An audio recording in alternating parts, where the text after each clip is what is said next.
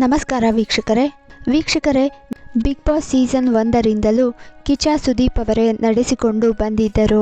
ಸುದೀಪ್ ಅವರ ಮಾತು, ವ್ಯಕ್ತಿತ್ವ, ಫ್ಯಾಷನ್ಗೆ ಮನಸೋಲದವರೇ ಇಲ್ಲ. ಇನ್ನು ಎಷ್ಟೋ ಪ್ರೇಕ್ಷಕರು ಕಿಚ್ಚನನ್ನು ನೋಡಲೆಂದೇ ಈ ಬಿಗ್ ಬಾಸ್ ನೋಡುತ್ತಾರೆ. ಇನ್ನು ಕಳೆದೊಂದು ವರ್ಷದಿಂದ ಕಿಚ್ಚ ಸುದೀಪ್ ಅವರು ಬಿಗ್ ಬಾಸ್ ಸೀಸನ್ 11ರ ಹೋಸ್ಟ್ಗೆ ಫುಲ್ ಸ್ಟಾಪ್ ಇಡಲಿದ್ದಾರೆ ಎಂಬ ಸುದ್ದಿಗಳು ವೈರಲ್ ಆಗುತ್ತಲೇ ಇತ್ತು. ಇನ್ನು ಈ ವರ್ಷ ಅಧಿಕೃತವಾಗಿ ಸುದೀಪ್ ಅವರೇ ಹೇಳಿಕೊಂಡಿದ್ದರು. ಇನ್ನು ಸುದೀಪ್ ಸೀಸನ್ 11ರ ಕಟ್ಟಕಡೆಯ ಪಂಚಾಯಿತಿ ಮುಗಿಸಿ ಟ್ವಿಟರ್ ಮೂಲಕ ಈ ವಿಚಾರವನ್ನು ಮತ್ತೆ ಬರೆದುಕೊಂಡಿದ್ದರು.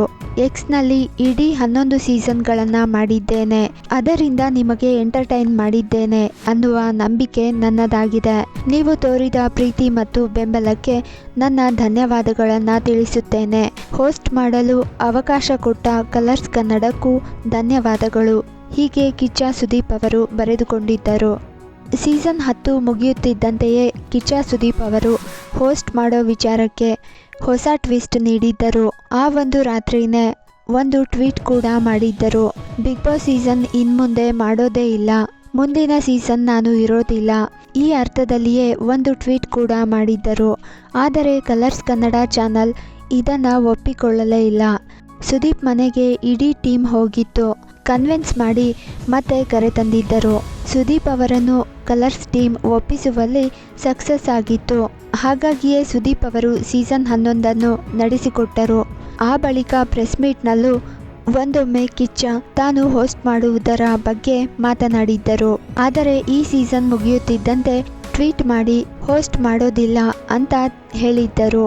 ಆದರೆ ಇಂದು ಮತ್ತೆ ಬಿಗ್ ಬಾಸ್ ನಿರ್ದೇಶಕ ಪ್ರಕಾಶ್ ಅವರು ಸುದೀಪ್ ಮುಂದಿನ ಬಿಗ್ ಬಾಸ್ ಸೀಸನ್ ಹೋಸ್ಟ್ ಮಾಡ್ತಾರಾ ಇಲ್ವಾ ಎಂದು ಹೇಳಿದ್ದಾರೆ. ಪ್ರೆಸ್ ಮೀಟ್ ವೇಳೆ ಮಾಧ್ಯಮದವರು ಸುದೀಪ್ ಹೋಸ್ಟ್ ಮಾಡಲ್ಲ ಎಂಬ ಹೇಳಿಕೆ ಬಗ್ಗೆ ಕೇಳಿದ ಪ್ರಶ್ನೆಗೆ ನಿರ್ದೇಶಕ ಪ್ರಕಾಶ್ ಪ್ರತಿಕ್ರಿಯೆ ನೀಡಿದ್ದು, ಇದೇನು ಸುದೀಪ್ ಅವರು ಹೋಸ್ಟ್ ಮಾಡುವ ಕೊನೆಯ ಸೀಸನ್ ಅಲ್ಲ, ನೆಕ್ಸ್ಟ್ ಸೀಸನ್ ಬರುತ್ತೆ. ಈ ಬಗ್ಗೆ ಮಾತುಕತೆ ನಡೆಯುತ್ತಿದೆ, ಆದ್ದರಿಂದ ಕಾದು ನೋಡಿ ಎಂದು ಹೇಳಿದ್ದಾರೆ. ಜನರಿಗೆ ಬೇಕಾದ ರೀತಿಯಲ್ಲಿ ಶೋ ಮಾಡಬೇಕು. ಬಿಗ್ ಬಾಸ್ ಈ ರೀತಿ ಮಾಡಿದ್ರೆ ಜನ ಇಷ್ಟಪಡ್ತಾರೆ. ಮತ್ತೊಂದು ರೀತಿಯಲ್ಲಿ ಮಾಡಿದರೆ ಅದಕ್ಕೆ ಅದರದ್ದೇ ಆದ ಫಾರ್ಮ್ಯಾಟ್ ಇರಬೇಕು.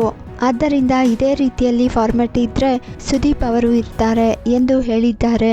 ಇನ್ನು ಮತ್ತೆ ಸೀಸನ್ ಆರಂಭವಾದರೆ ಮತ್ತೆ ಮಾತಾಡ್ತೀವಿ, ನೋಡೋಣ ಏನಾಗುತ್ತೆ ಎಂದು ಬಿಗ್ ಬಾಸ್ ಹೋಸ್ಟ್ ಮಾಡೋದರ ಬಗ್ಗೆ ನಿರ್ದೇಶಕರು ಹೇಳಿಕೊಂಡಿದ್ದಾರೆ.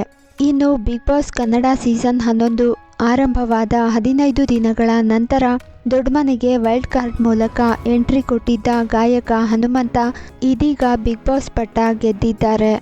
ಆರಂಭದಿಂದಲೂ ಹಳ್ಳಿ ಹೈದ ಹನುಮಂತು ತನ್ನ ಸಾಮಾನ್ಯ ವ್ಯಕ್ತಿತ್ವದಿಂದಲೇ ಗುರುತಿಸಿಕೊಂಡಿದ್ದರು. ಇದೇ ವ್ಯಕ್ತಿತ್ವದಿಂದಾಗಿ ಕರ್ನಾಟಕದ ಜನರ ಮನ ಗೆದ್ದಿದ್ದರು. ಇದರ ಫಲವಾಗಿಯೇ 5 ಕೋಟಿಗೂ ಹೆಚ್ಚು ಮತಗಳನ್ನು ಪಡೆದು ಬಿಗ್ ಬಾಸ್ ಕಪ್ ಗೆದ್ದು ಬಿಗ್ ಬಾಸ್ನಲ್ಲಿ ಹೊಸ ರೆಕಾರ್ಡ್ ಬರೆದಿದ್ದಾರೆ. ನೋಡಿದ್ರಲ್ಲ ಫ್ರೆಂಡ್ಸ್, ಇದಿಷ್ಟು ಬಿಗ್ ಬಾಸ್ಗೆ ಸಂಬಂಧಿಸಿದ ಒಂದಷ್ಟು ಮಾಹಿತಿಯಾಗಿತ್ತು. ಮುಂದಿನ ವಿಡಿಯೋದಲ್ಲಿ ಮತ್ತೆ ಸಿಗೋಣ. ನಮಸ್ಕಾರ.